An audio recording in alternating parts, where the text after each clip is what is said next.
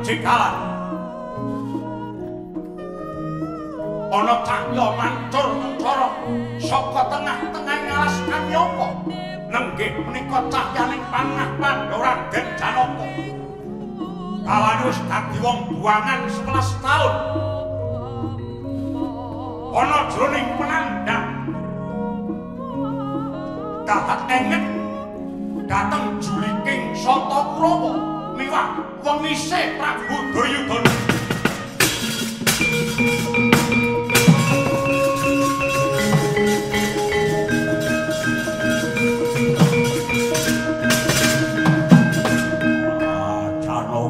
Janaka, kowe wis dudu satriya sejati, kowe ora gablek apa-apa, kowe wis dadi bapa riman, kowe tak guang mung kari ngenteni patimu.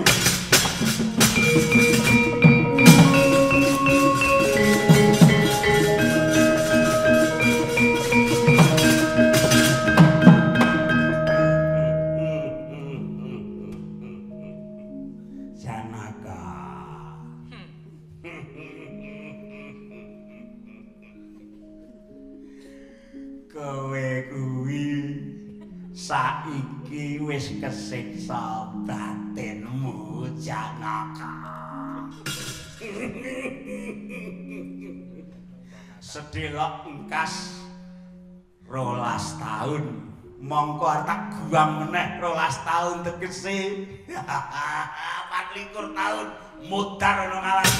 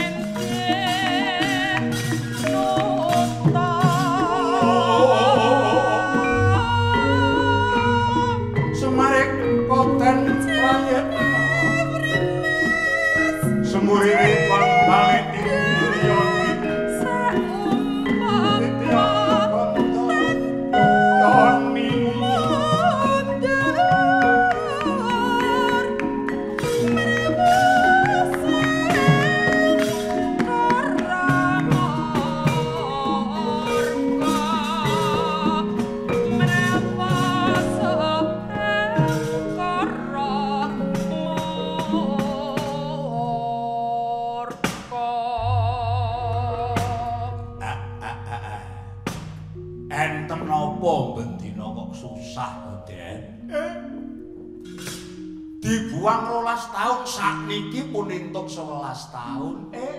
Mung kantun sekedhap malih niki pun saged mantuk. Niki pun saged mulih mung kali setahun. Setahun niku sedilu. Ning atiku tansah ngrasakake wengising para kadang Kurawa nggone tansah deksya marang Pandhawa. Kakang, aku ora gelo perkara nglakoni penandang iki, nanging yogene aku iki jiwa satriya durung bisa ngilangi angkara ing nyebaring jagat iki. Niku mboten gampang. Niku mboten gampil ngoten nggih. Angkara sing enten donya ajeng ngrusak jagat iki sakniki sing kuat-kuwate ngoten. isih rasa-rasane. Mula aku kepengin ngeningake cipta supaya wening pamikirku satemah bisa padhang tetrawangan jagating Janaka. Muga-muga aku bisa entuk pepadhang, bisa ngudhokake uripku sak utuhe iki kanggo tentreming jagat raya ya Kakang.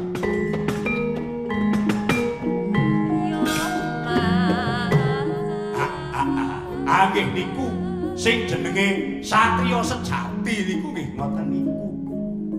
Muga-muga napa sing dika tindake niki mangke enten wohe kangge katentremaning jagat raya niki. Nggih niku nek sampeyan ajeng ngeningke cipta aku nganggo srana brahmana aku bakal nindakake tapa Kakang. Nggih. Meleng cipta bener-bener wening niku kudu ra kena gampang kena godha. Kudu sentosa tekate bisa ngerah ilining gagasan lan ora gampang mupus nek durung ketekan gegayuane niku. Iya Kakang Semar bakal tak wiwiti dina iki. Aku bakal mancing guwa Witaraga.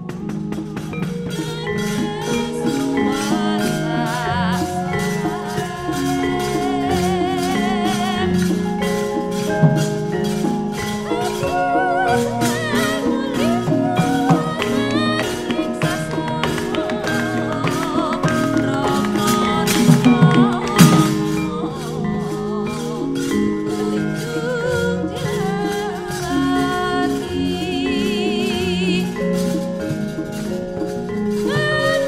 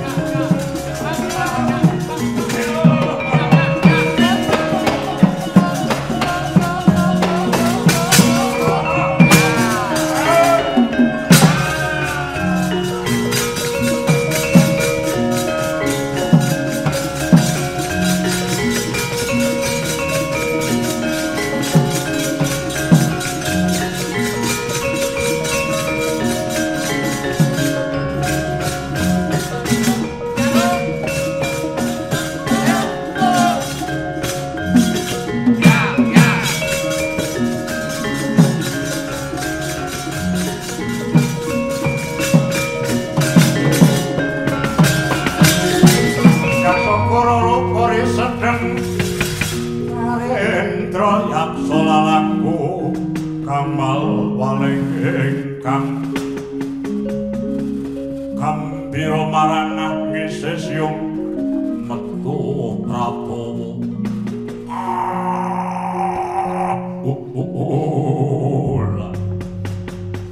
Om Tete Wang Kululudra Moho Dewan Eko Ejo Mantri niku ngandhut karo kowe mbilung dalem kowe ngerti to Gok yen aku arep rabi widodari kayangan jenenge Supraba kowe ngertos yen manut kowe piye kok kowe boten matok kula nggih boten cocok sebab apa boten badhe kelakon lambemu menengo Prabu Newata kawaca diwajigineng saka weda sing mapan ning tutukku iki bisa kanggo ngrata donya iki kena apa ora percaya karo aku kok ngoten nggih sing ajeng mangkarepe niku Supraba niku anake Bathara Indra niku widodari wayu mboten ilok dhuwur putih wayu tur niki awake niku ngeten ayo niku kaya bojo kula sing riyen waduh ngoten niku lah bareng kula pun boten patek seneng kula ijolke penyanyi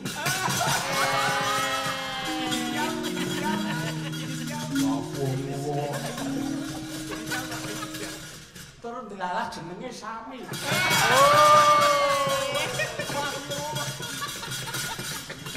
aku mesti kelakon kok aku wis kongkonan Mamang Dono nglamar menyang kayangan ning saiki durung bali lah nek dereng wangsul niku saged ugi pecah saged ugi mboten saged mantuk merga kaliren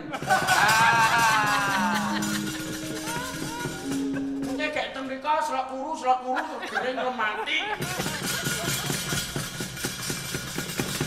mbok menawa isih nunggu wangsulane dewa ngomong percaya kali kula mesti mboten entuk dewane mergo pun dadi wangsa nek dewa niku bojone widodari nek menungso nggih itu menungso lumrah nek jaran lanang nggih itu jaran wedok ngono lho sampeyan iki buta ngoten kok golek wong ayu warga apa lagi aja mangambung ngoten pun girap-girap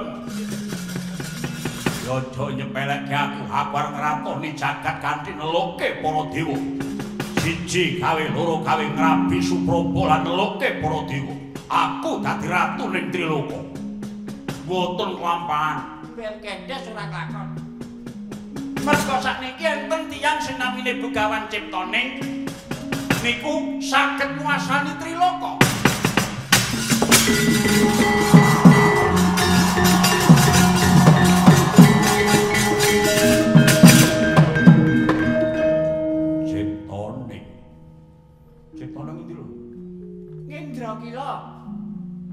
Begawan Ciptaning kuwi penengah Pandhawa. Nggih, Mamang ngrungokon rene.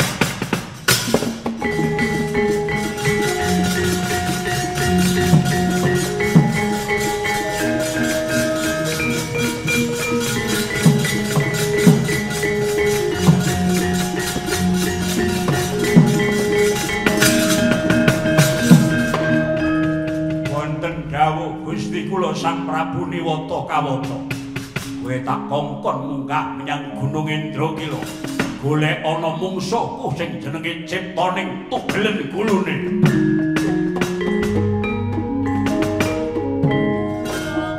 waduh Gusti kula Sang Prabu Sendika wis ageng dawuh nang sampun pinanggih badhe kula percaya Begawan Ciptaning tangga pun kowe ngetutno lakune Mamang Murka nanging kowe uga dawuh prajurit saperangan nusul Mamang Dono menyang kayangan yen dhewe ora cetha ucape sang Bathara Guru kepareng maringake Supraba kudu disungsang awana balik kok mesti aku dawuh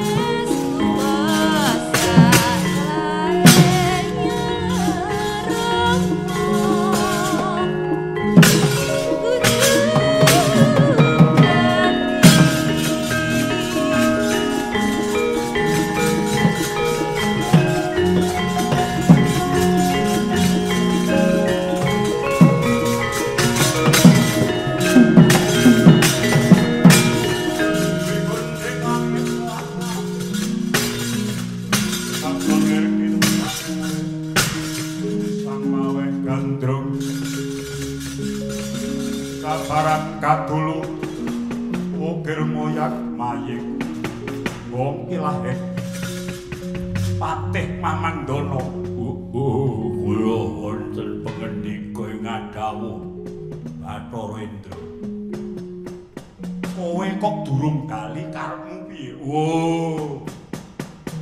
ngantos taun ana Windanana kula mboten badhe wangsul dhateng Ima Imantaka menawi kula mboten dipun paringi Betari Supraba kangge Gusti kula. Ulun ora marengake Supraba ki putriku. Kowe bali ya. Nyuwun pangapunten aku dikanteni Purbawasesa. Apa garwani karo dewa napa ingkang kula ajri. Kepareng lenggah kemawon ki patih kula iki badhe nandangi dewa.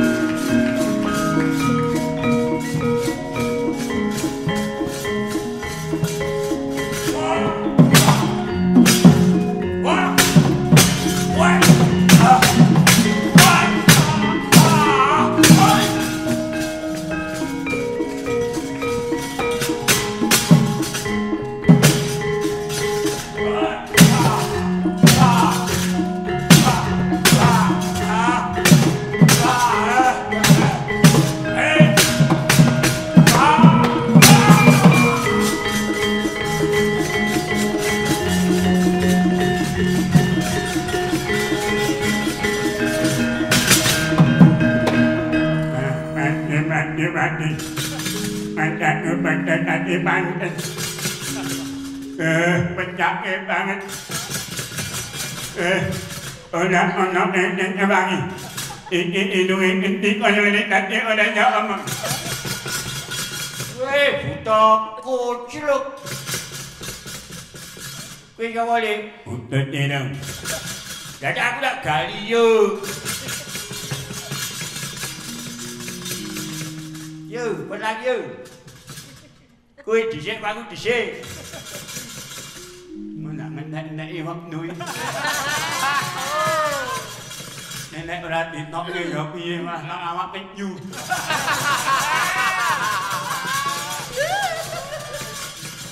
Ya piye tok ke dah.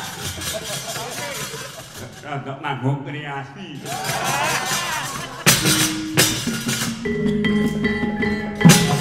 Yo.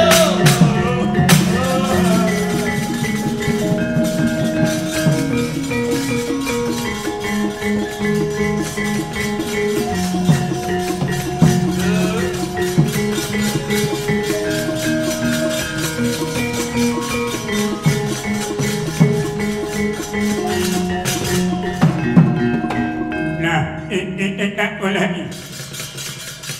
Kowe betara mati pati. Ya dasar kepara nyata. Enek buta kok irunge gedhi. Ya ini paparepen hamil. Nih, jenenge Dewi Jubraka. Wah, ora mikat. Tak tapuk sepatu ilang nyawa. Kakak ki pamit.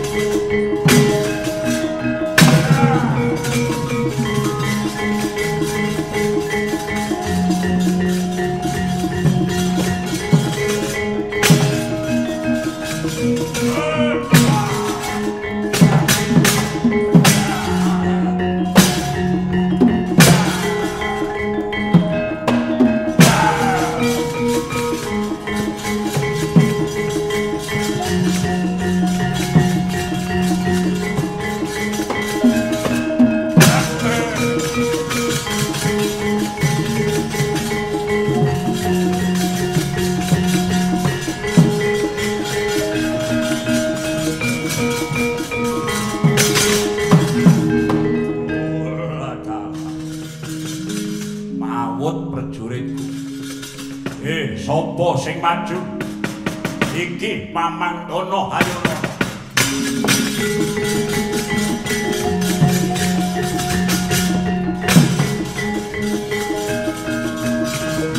Wow.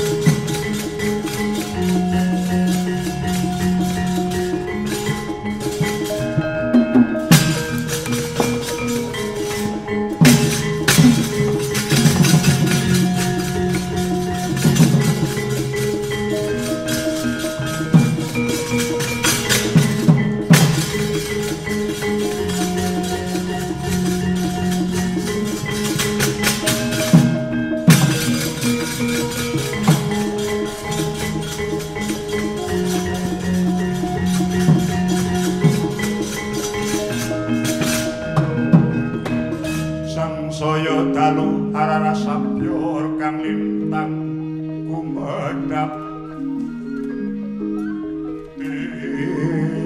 di sonyo tengah wengi lumrang kandaning puspita Kakang Narada dewa kados keseser mungsah kaliyan Mamandana mila ngaten Yai tuwunten Rakateng Sidik Pangundalutal mangarsa yawit saking judheg jibeg babaking manah pun Kakang lajeng kados pundi Yai inggih Kakang prayogi nimbali kewala Kaki Bathara Indra menapa dene anakipun estri putu kula pun Supraba Dewi oh ngaten lajeng Parapaduka kula badhe mintra sraya dhateng Ciptaning nanging langkung rumiyin badhe kula todhi kasekten miwah jiwa raganipun ngestaken dawuh Paduka Yayi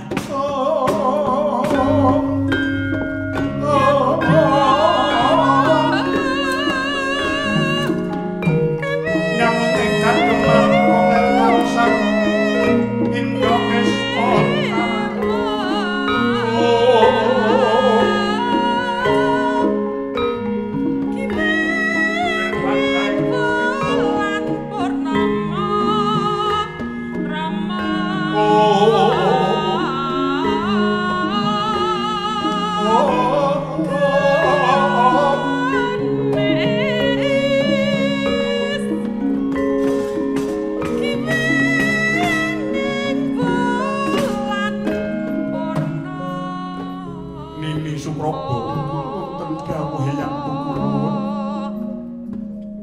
Raja kaget kula timbali nganti widodari pepitu Sira lan Tilotama Warsiki Gagar Mayang lan liya-liyane wose tetepi ana pitu mudhuna menyang Indra Kila godanen tapane Begawan Ciptaning yen ora kenggo ing panggoda sayetine Bathara Indra uga bakal njajaki lan uga ulun pribadi ingkang bakal nodhi sepirata kadigdayane Ciptaning ngestaken dawuh nandukna pamiruta dandana kang padha sulistya muni nggih ah Supraba kanca-kancamu kon padha dandan sing ayu-ayu ya inggih kula ah sing ayu-ayu unggal godha wong tapa iku kudu sing ayu aja nganti nganggo sandangan sak-sake lajeng kados pundi sandangane sing setitik ora susah sak awak kabeh ya pernah dhewe perangan-perangan sing kaku wae sing tempeli sandangan wase supaya sing tapa kegidho ngono lho ya apa tapa semedya wening ciptane kaya ngapa ki tak kira nek weruh wong ayu sing kuburan aja meneh kok weruh wong wadon regena lagi ketok pundhake seprapat bingungi Bathara Indra jajak ana Begawan Ciptaning yes ndika ngestaken dawuh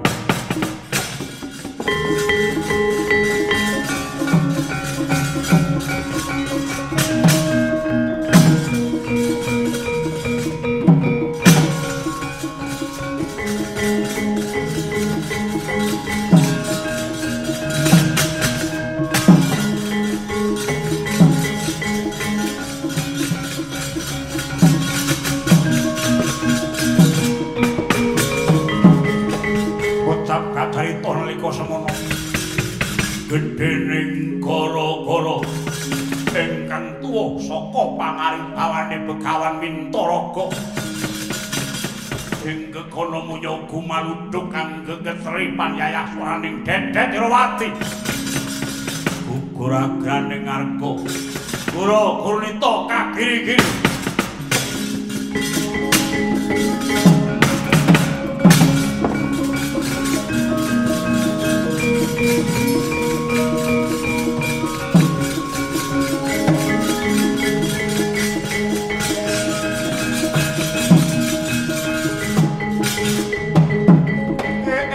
mbok yang esem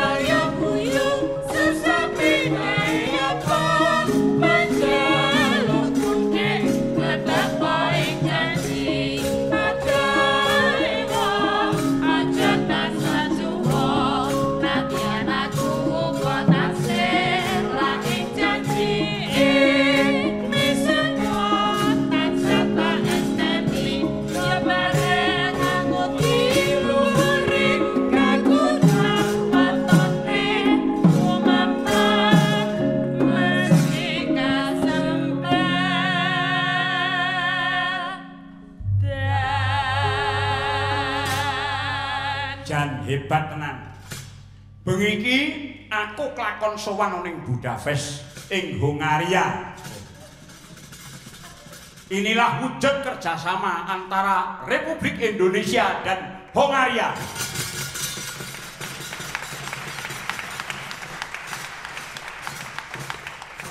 Tegese wujud kerjasama iki nek ora dibiyantu karo ambasador, karo panjenengane pepundenku Pak Dubes, Pak Dimas Wahab, lan uga para kadang-kadang wah ampa bisa kakon.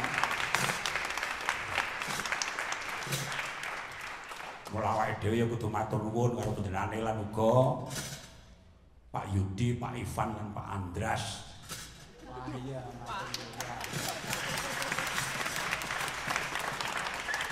luar biasa Mas Andras. Duwe jabatan penting nih ya melu dadi sopir angkot. Angkot ki apa aja ditekeske ra. Ngaturaken panuwun lan grup Karawitan Surya Kencana, Mbak Dora dan teman-teman. Terima kasih.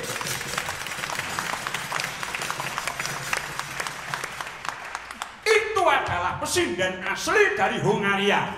Cuma ada dua, yaitu yang satu ada di sini, Mbak Dora. Yang satunya adalah Agnes Serkoso yang sekarang ada di Indonesia. Ibunya ya ada di sini malam ini. Terima kasih Mbak Dora.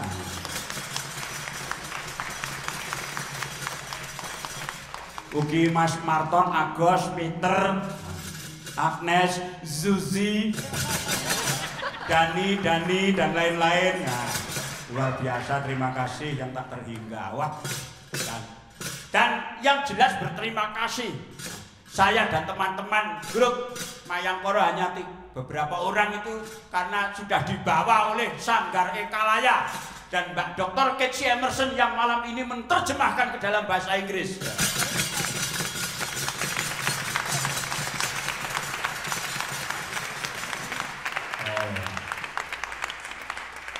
Iki wis dadi bukti kok nek penerjemahan dalam bahasa internasional iki penting. Tandane nek penting mau mati sedilit wae. Kuwi sidem. Kowe ora iso ngopo-ngopo. Bali-bali iso koprol ya. Iso eksklusif. Ya wah mula penting kuwi tingkat internasional. Wah matur sembah nuwun. Iki wektune pendek le, ini pendek. Ah, nyuwun donga pangujine iki kok kayak kukut-kukut. Alih tangga. Tanggane kaya etan kono, tangga negara. Lakon sedina kok tangga. Ya, besok ke Ceko. Praha. We go to Praha. Oh, ya. Oh, Czech Republic tomorrow.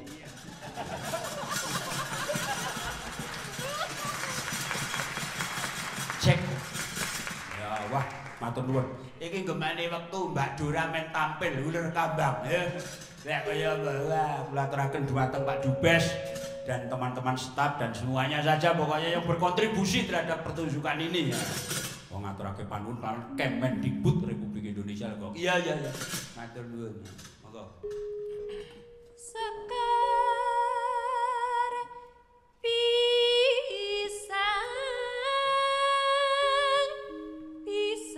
sesajineng karya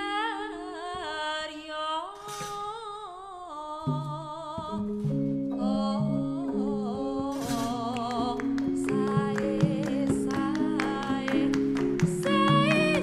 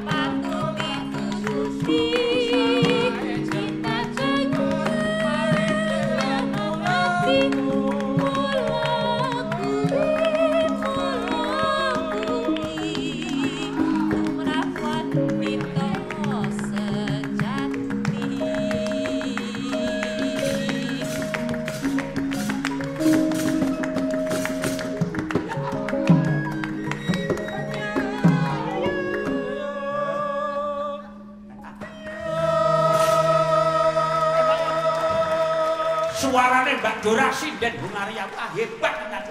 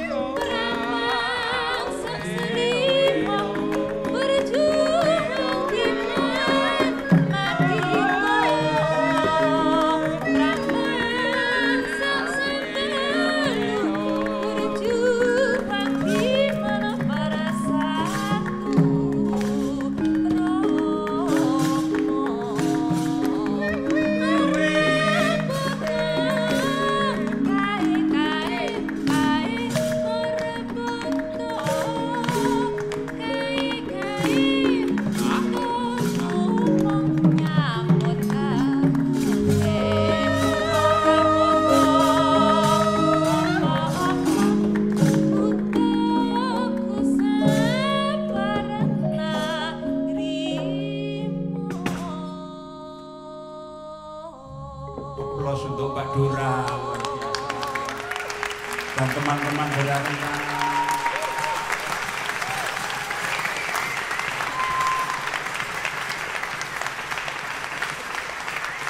Sing ngetok barang ya ora. Yen tepuk tangan wong ora Bali neh. Gak neng pek kae sing Bali.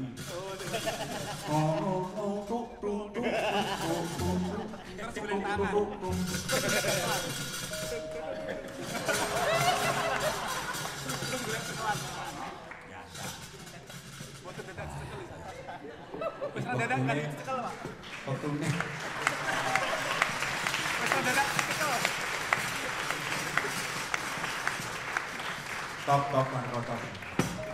Jadi besok lagi kalau saya ke Hungaria lagi, ya tidak usah bawa apa-apa. Iya. Jadi pengendang yang gong, drummer apa dadak begini udah nggak mungkin kesini lagi. Cuma saya.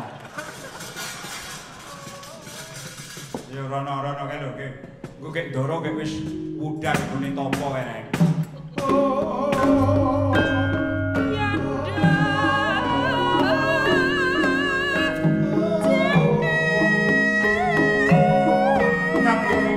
Malum penggal sadino keswoluka dan pangawining bico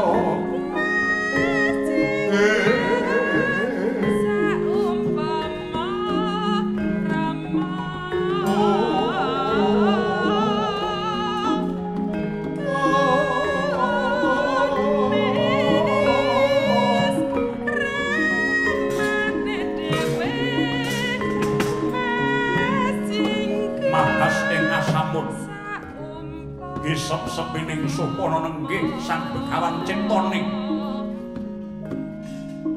ana cahya ngebyar kang mijil saka salirane nyata pandhita linangkung ingkang wis kuwawa hambing kas Pancadaya wiwah meper kang hawa nafsu dadak sakleng mangke praptaning Sangya Widodari pepitu.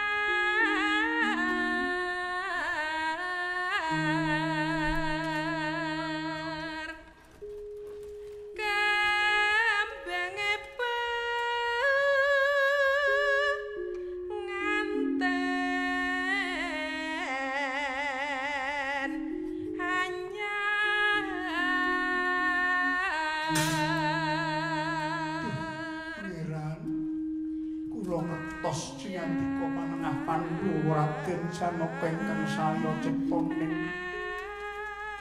lembahan kok inggih keparenga jugaran kenipun tapa kula pun Bedhari Wilutama. Sumangga kula dherekaken langan Branta Raden sampun katarimah kasutapan paduka. Kula para widodari pepintu kinelati dhateng paduka Raden. Inggih Raden, kula aturi mirsani Raden. Kula ngatur menapa? Kula aturi mirsani sekedhap kemawon. Raden. Wayah sore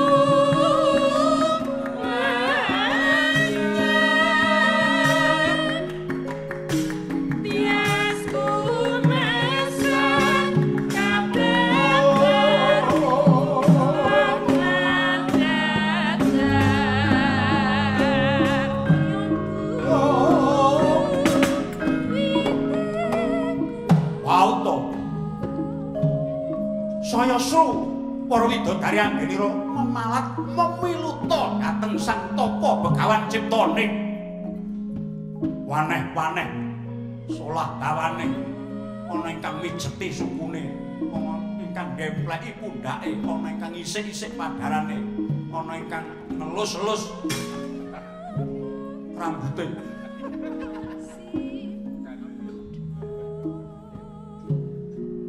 parandene mung teguh kaya gunung waja Begawan ciptane.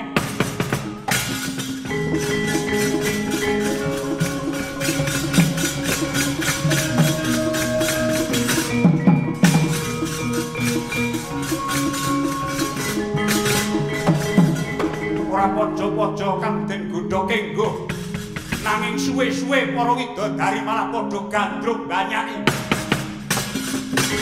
Ya, kocere.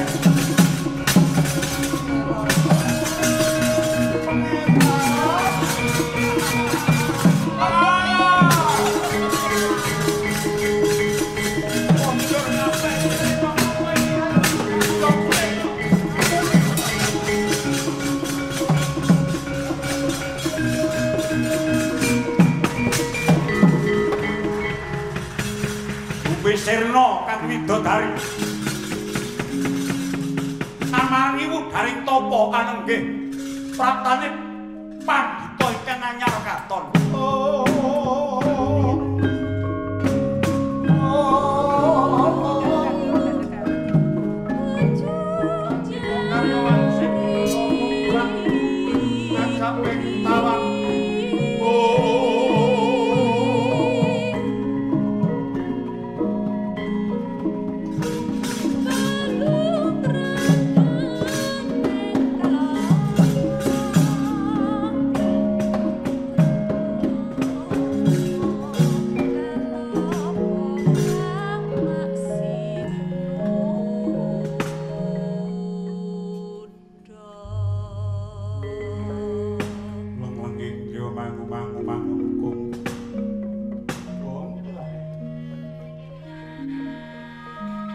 Penemban ciptaning kula pun sipadya ing prapta inggih ngaturaken kasugengan inggih dawa sami-sami jenengan ndika menika Raden Permadi inggih kula Janaka kula Arjuna wonten dawuh menapa penemban lho sak ngertos kula Raden Janaka menika satriya nanging kenging menapa sak mangke dados pandhita.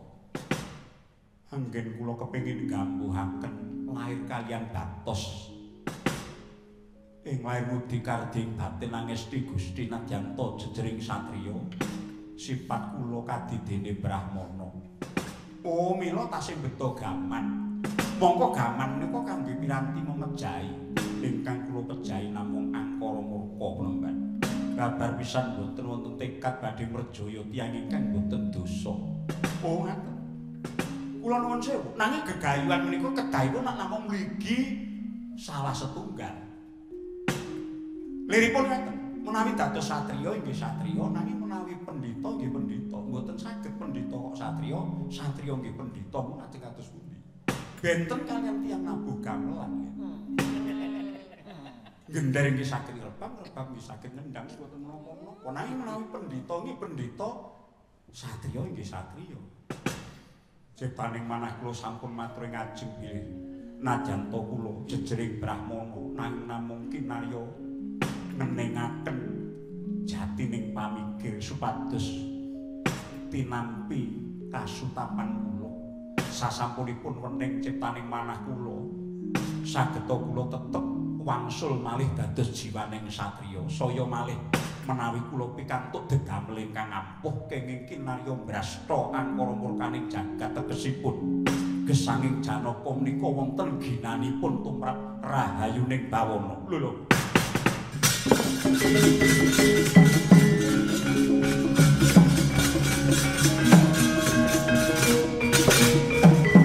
Joger Janaka. Tak kira kowe arep dadi pendhita jebul kowe duwe gegayuhan luhur. Terusno ciptamu yo nggih.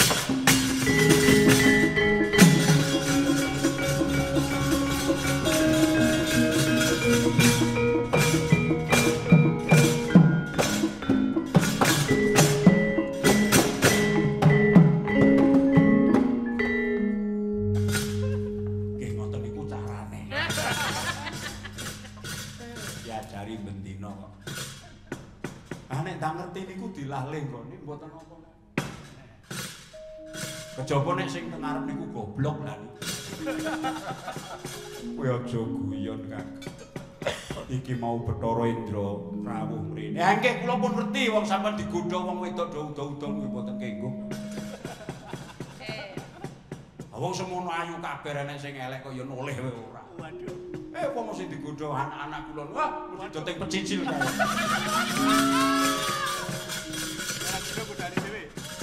Pun sakniki pun meh ketekan sedya sampeyan. Busanane diagem malih nggih, Gus.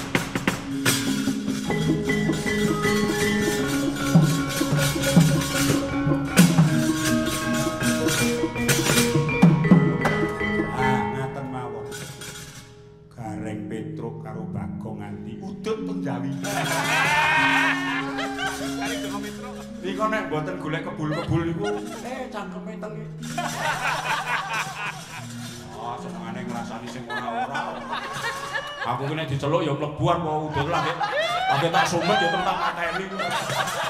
Aku ya wedi-wedi tenan.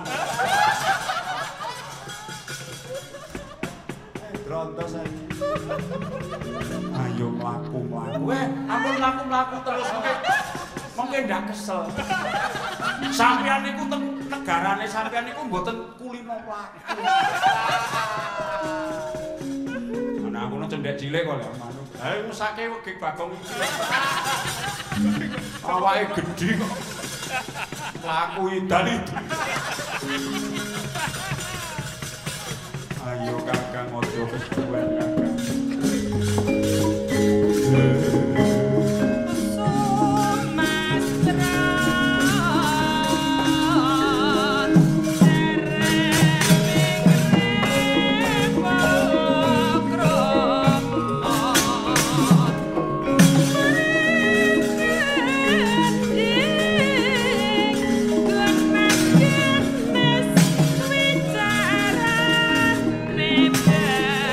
Bye.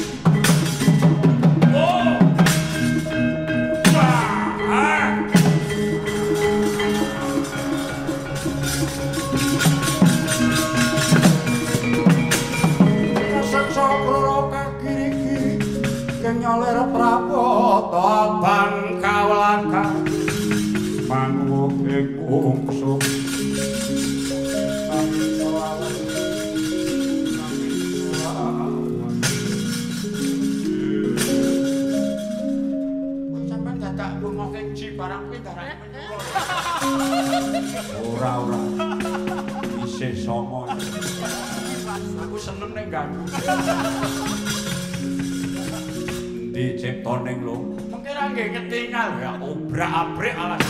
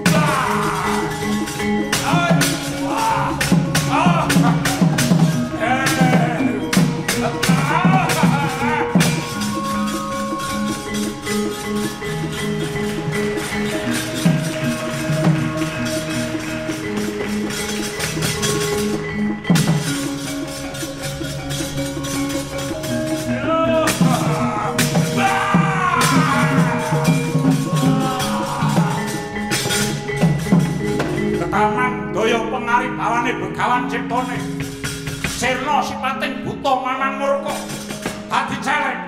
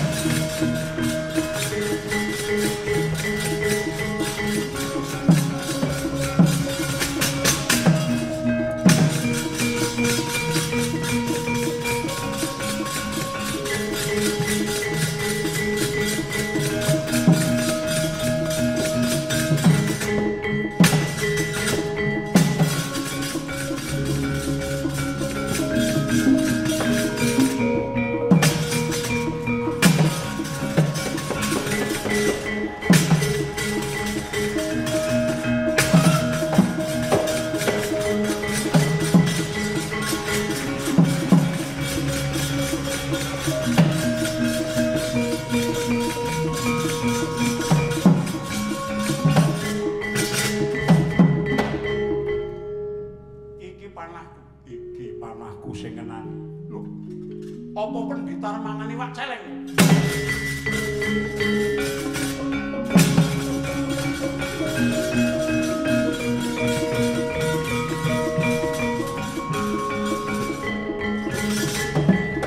Weh, ya pati lho. Mati. Lah Kang Tokop malah nguyuh. Ya piye iki? Kok mulih no? Wis mati ya gomule.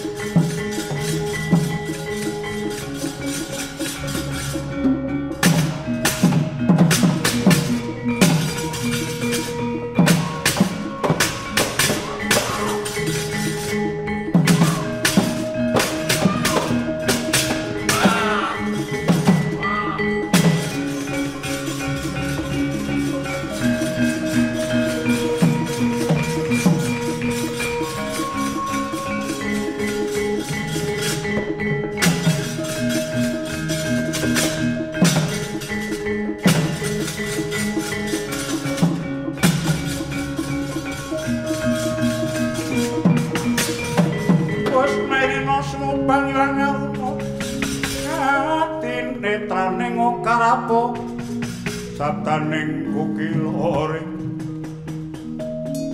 mokal menawi paduka boten Sanghyang Jagat Girinata dene saged ngawonaken Janaka.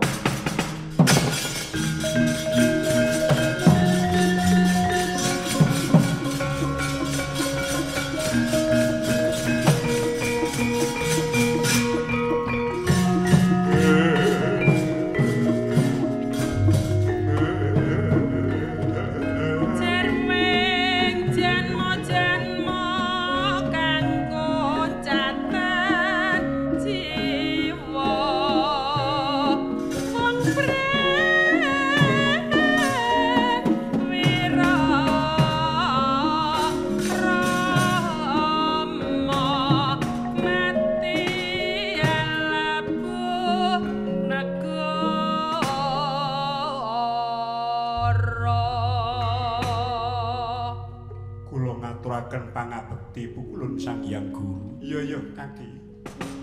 Saidine ulun wis percaya marang anteping tekad kaya gunung wesi. Mara tampan ana ing subratanira Kanjeng Kyai Pasopati gunakna kanggo ngilangi angkara murkane Prabu Newata kawaca ingkang nedya gayuh Supraba lan ngrusak kayangan iki.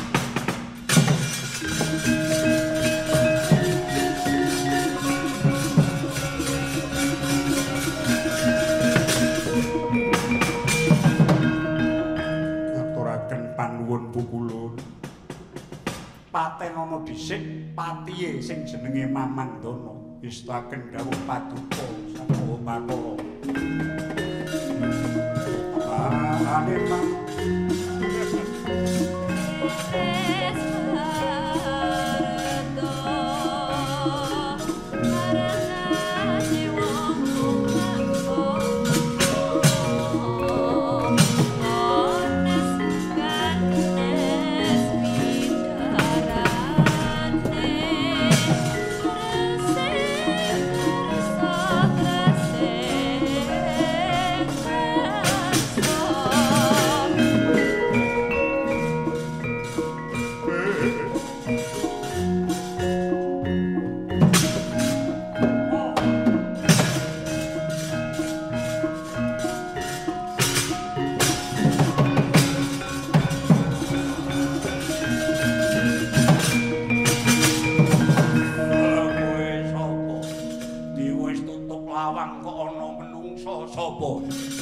Aku Begawan Ciptaning ya Arjuna. Patih Mamandana ilang nyawa.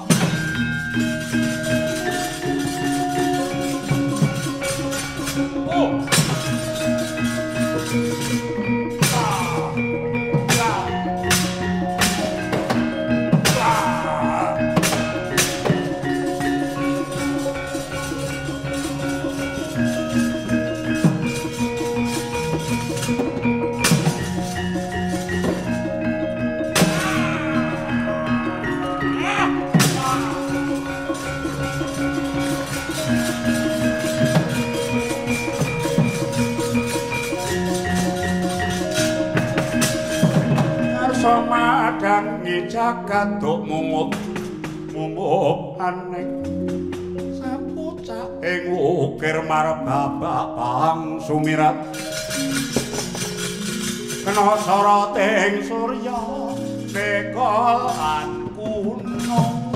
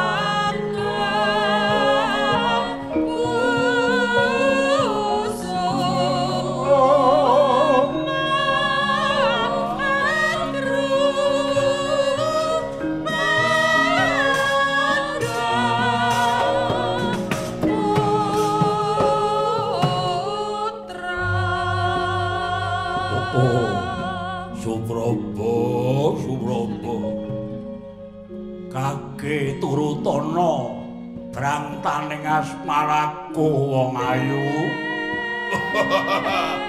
rene ya deno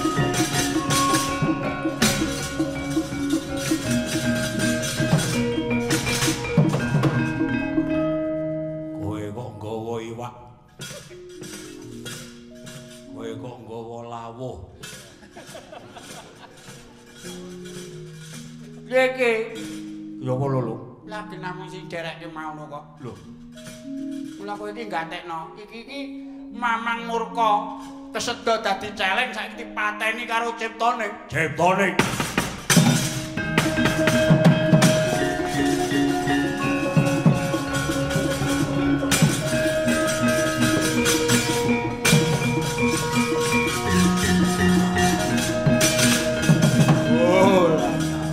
Amuk Suramrata Jayamrata iki Prabu Newata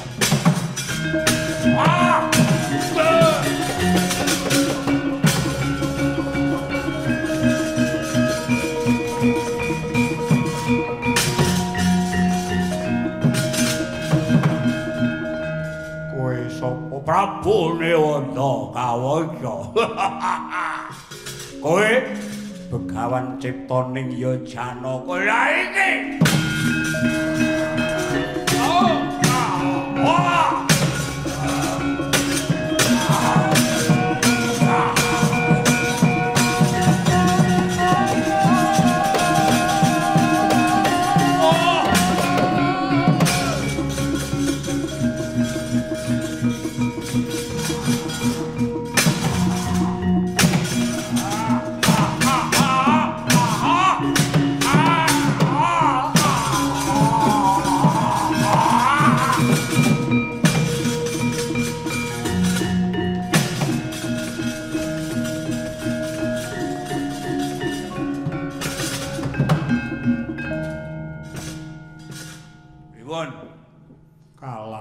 Kalah. Ora nganggo teori. Nek nganggo teori nggih mesti menang. Rak ya ngono to, Kok. Santai to. Piye, Kakang? Ngeten. Nika duwe aji gineng saka Weda sing manggone niku teng telak ngene. Mula Newata Kawaca nika disuguh mangan napa-napa mboten enak. Wong aji-ajine teng mriki niki. Wong mangkei panganan apa ora mesti dilepeh. Wah, berarti Newata Kawaca. Kejaba nek sego. Ora ngopak. Nika kudu cara carane piye supaya aku iso manah tutuke Newata. Nggih, ben mangap. Supaya bisa mangap. Guyu anggere seneng atine mesti guyu ae. Ning senenge niku nek dipethuki karo wong wedok sing ditresnani. Sing ditresnani sapa? Supraba. Golek ana. Emang golek dhewe nek sing ngajak kula mboten gelem. Tak golekane apa piye? Ngopo kuwi? Nyapu. Iya Kang.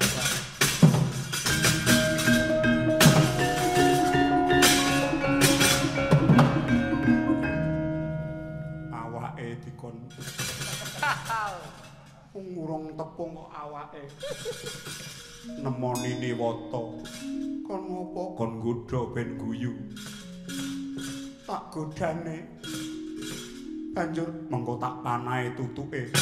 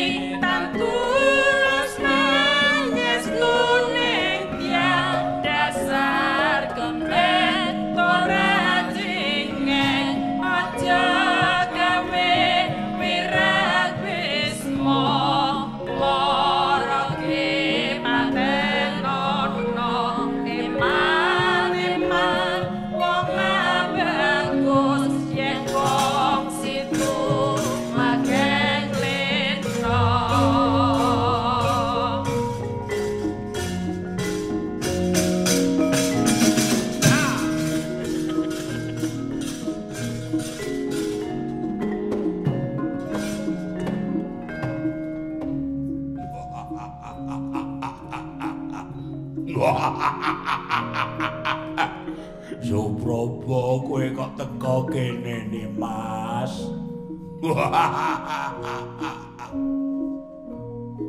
Ayune tumpuk undung tak demok tak cekel banjur tak lumahke ya gur manut wae.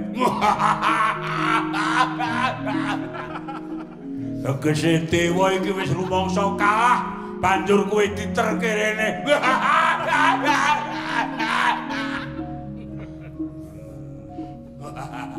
Ayo wong ayu.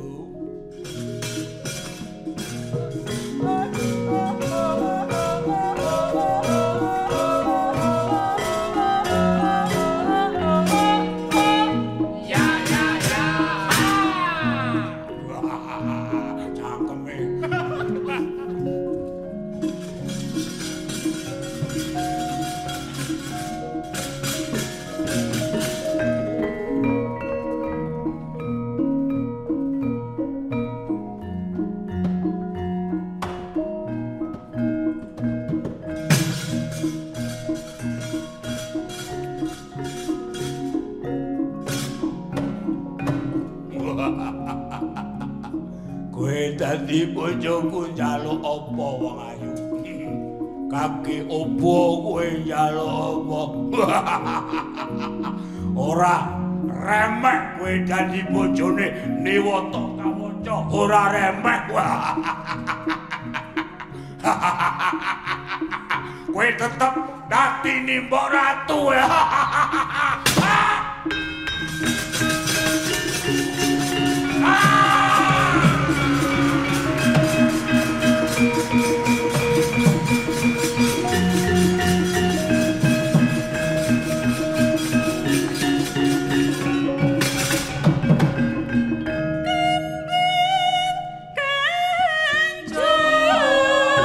Kasarian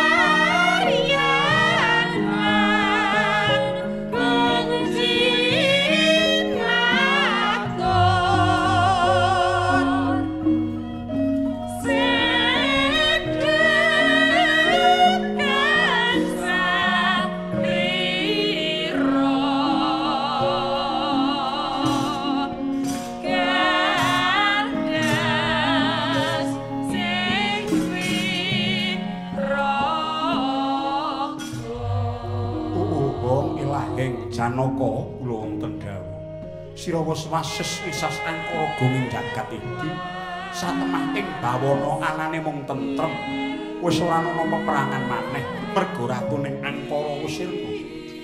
Inggih kula ngaturaken ageng panuwun. Guru, karepmu piye? Kakang Semar. Sayektine Arjuna bakal ulun wiwaha. Nyata mustikaning titah begawan ciptaning. Ger Arjuna.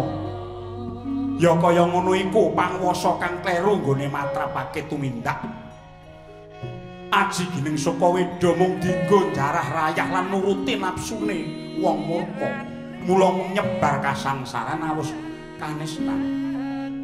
Saiki wis ilang donya bakal tentrem rahayu niring sambekala.